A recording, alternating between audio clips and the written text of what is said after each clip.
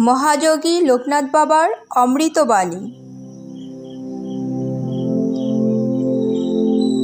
তোরা আমার চরণ ধরিস না, তোরা আমার আচরণ ধর।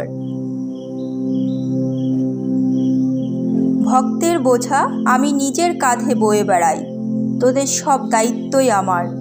কেবলমাত্র তোদের সহজ সরল মনটুকু আমায় দে, আমি যে তোদের প্রেমের কাঙাল।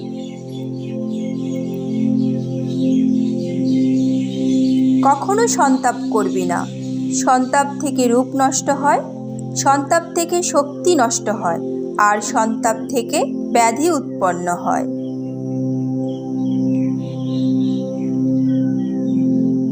রণে বনে জলে জঙ্গলে যখনই বিপদে পড়িবে, আমাকে স্মরণ করিও, আমিই রক্ষা করিব। জয় বাবা লোকনাথ।